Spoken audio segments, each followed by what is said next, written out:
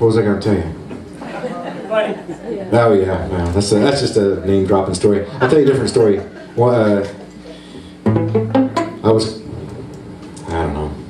You want to hear a scary story? Or a funny story? Scary funny. I was driving down the mountain today, and for a long time I was driving behind Fred Eaglesmith, and he was driving in his big red bus. And that wasn't scary. But then I started driving in front of Fred Eaglesmith in his big red bus, and that was a little bit scary. Because yesterday I watched what looked like a brake pad fly off the bus. We couldn't determine what it was exactly, but ever since Fred's brakes haven't been working properly, and I was making every effort to not waste my brakes or my gas today, and I accidentally got ahead of him, and I saw him coming from behind, and I thought, oh shit, here it goes. But we made it down the mountain. It's been one of those kind of trips where it starts out, there's no problems at all, and that was like in Ontario. And then from there we went like east to New York, right? And then we came down through Chicago, or around through Wisconsin or something. But every day it's just gotten just a little bit harder. And so Fred's been running vegetable oil. We're supposed to be running vegetable oil. I have a whole system set up in my bus, but I cannot get the vegetable oil from the tank in the back to the engine in the front. And so it's been one of those trips where just every day we spend a little bit more time working on the bus and a little bit less time sitting around looking at the internet.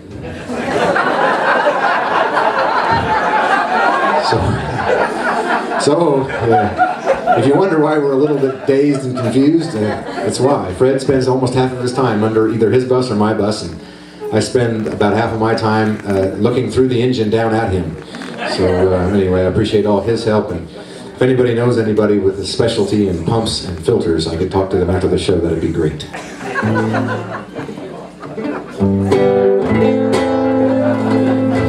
Sorry, I had to let go on somebody else. Appreciate y'all being here for me.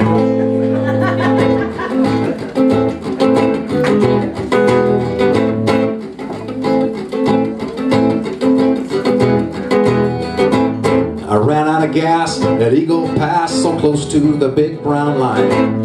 All I packed was a guitar in a sack and a bottle of cheap red wine. On the corner I sat with a quarter in my hat. I was trying to make some change. She walked by with a look in her eye. That's when things got strange.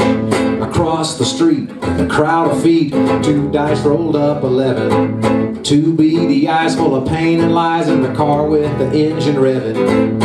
In she went to the local 10-cent store. She came back out in a minute. She threw $1 in my hat, said take a look at that. Then she walked to the car and got in it.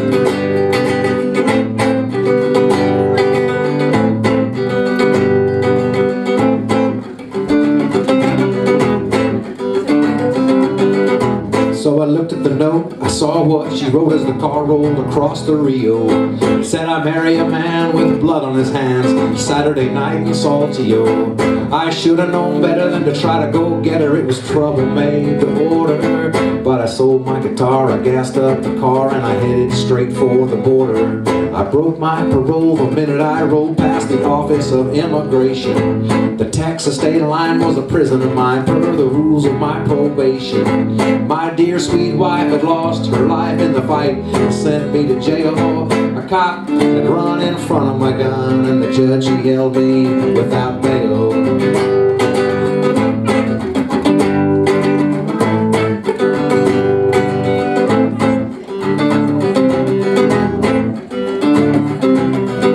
No job, no wife, no house, no life. I could leave and never look back.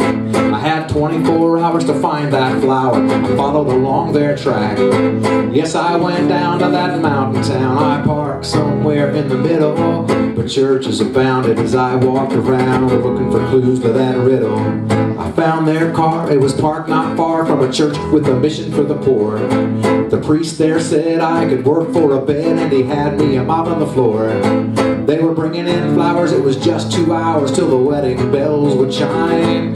They were bringing in chairs and tables to the square, and I was running out of time.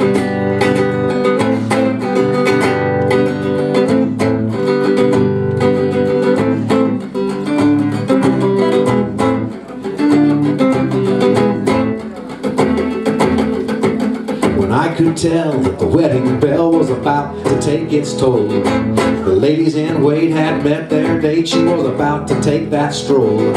I left the limo driver barely alive, and I pulled it up to the door. I said, this is your chance to ditch this dance, but you can't come back no more. From inside there, all they saw was her hair as she shook out the pins of the veil. She hopped in the car, we got real far, they never did catch our trail. Now somewhere in the street, in a crowd of feet, those two dykes are rolling up 7 as we drive around this coastal town, looking for a place to call heaven.